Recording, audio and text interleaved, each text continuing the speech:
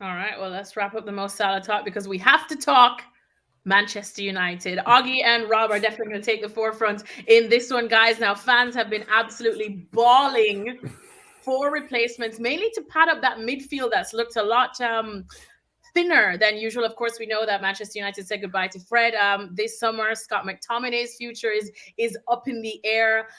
Rob, the big name, of course, that everyone seems excited about now is Sofyan Amrabat at Fiorentina. Now we're hearing that Fiorentina wanted it to be a permanent deal. It's only going to look like a loan, but maybe with the option to buy. Man United, like I said, fans want, I suppose, a long-term replacement to secure that midfield and build it up again. What are you hearing? What's the latest on this?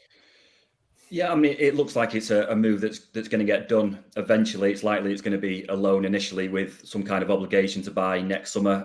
That probably points to United's financial situation. They've done the bulk of the business this summer with Mason Mount, Højlund and Andre Onana. They've been left looking for a midfielder later in the window. They couldn't do anything about Amrabat until they sold Dean Henderson to Crystal Palace, and that was only completed yesterday. So they were in a position after that to move for Amrabat. They seem to have got quite far down the line now with negotiating a season-long loan. I'm sure that United fans will be delighted with that, having seen a lot of him playing for Morocco at the World Cup.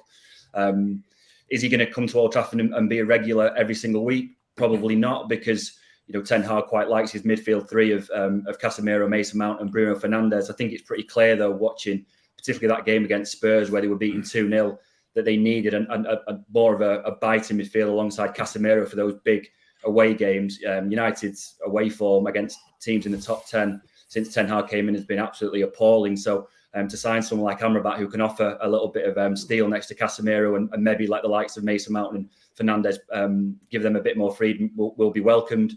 Once that gets over the line, I'm sure that United fans will be delighted. All right, so Amrabat's a temporary answer for now for that midfield. But the other position that had everyone concerned, of course, is that left back position with the injuries to Malacia. And of course, Luke Shaw. Again, I do love me some Luke Shaw. So enter Sergio Reguilón, someone that, we have watched quite a bit, given the fact that he was at Spurs and I got to see him a bit in La Liga when he was at Atletico de Madrid. Augie, what do you think of this one? Is this one that gets you excited? Well, you're asking that because I'm going to say no. You just try to paint me as being miserable. But seriously, I don't think on this one, right? I think Man United have made a lot of mistakes in the transfer market over the years, and they've made mistakes this summer as well. Our colleague Gab Marcotti wrote a piece last week about how Man United spend a lot of money every year and end up with a thin squad no matter what, and that's right. But in terms of the left back, they've basically been backed into a corner because Luke Shaw was injured last week, Malacia's been injured as well, so they didn't expect to go at the start of the season with two left backs missing, so they had to go into the market and find somebody. And the options are limited. I mean, I was told that had Kieran Tierney not gone to Real Sociedad last week, he would have been an option, but he went before they had an injury crisis. So they're basically left with a list of not good options, but pretty average options. And Sergio Reguilón, as James will know, having seen Tottenham a lot, he's not really a player that you'd think will make Man United better. He's just a stopgap at best. So let's be honest, the club have been backed into a corner then. Even if they had money to spend, I don't think there are many options. Mark Cucurella, same boat. A guy that Jamie Carragher said last season that he can't defend, and he can't defend despite being a £60 million left back. So he ain't going to solve the problem either. United's problem is that every summer they end up spending money on players they don't quite need. Mason Mount is a good player, but he wasn't the priority. The priority for me was a defensive midfielder, that potentially Declan Rice. Somebody who can destroy, who can also create, who can go box to box. United have really got Mason Mount covered in the sense they've got Christian Eriksen and Bruno Fernandes. So I didn't quite understand that one.